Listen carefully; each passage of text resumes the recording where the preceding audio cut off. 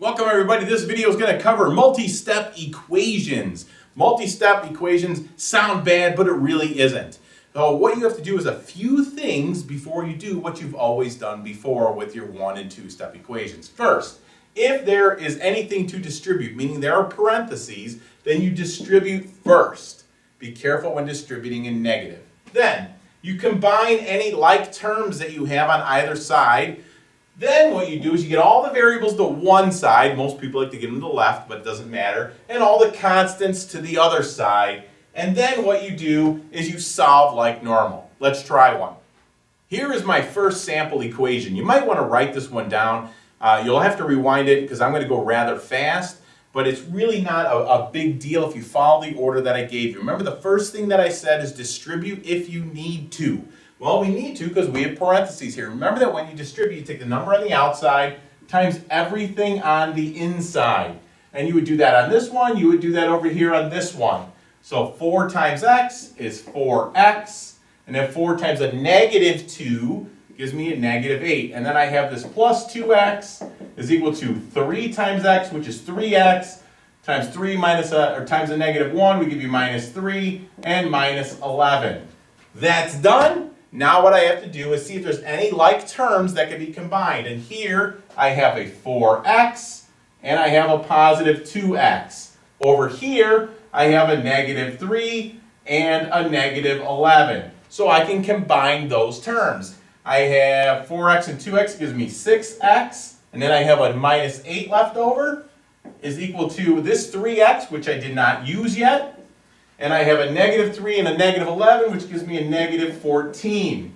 Now what I need to do is get all the variables on one side, all the constants on the other. So I'll subtract 3x from here, and because I want to bring it over here. So I'm getting rid of it from this side, and I'm putting it over here.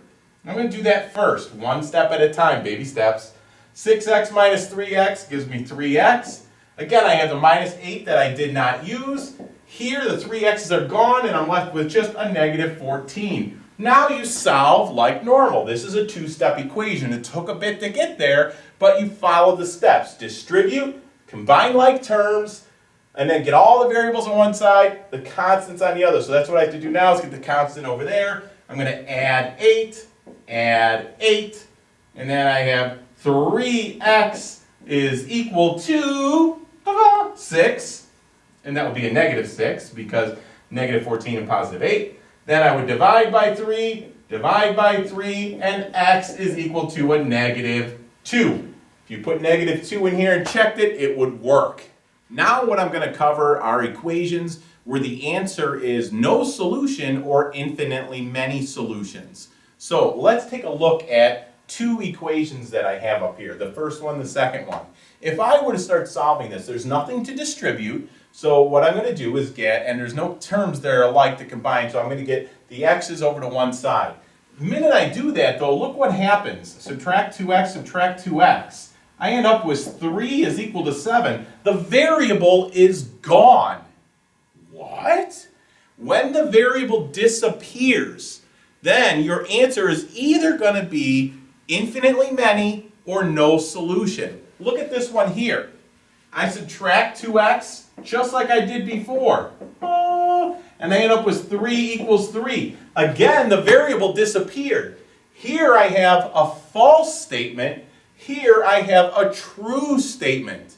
When you have a false statement, that means there's nothing you could put in there that would make this thing true. So that means there's no solution. When it comes out to be a true statement, that means anything I put in here for x, I'm going to end up with the same thing on the other side, so there's infinitely many solutions. That is a very bad infinitely, but there. Okay. So, again, the variable disappears.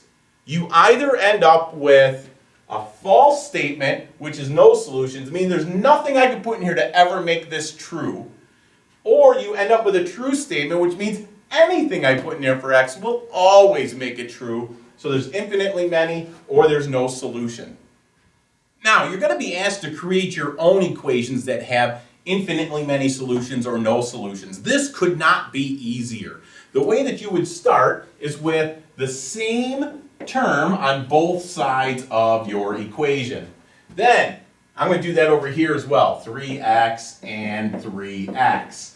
Now, if I want to have no solution, that means that the numbers that I have on either side have to be different from each other. Because when I'd subtract, I'd end up with something that is not true.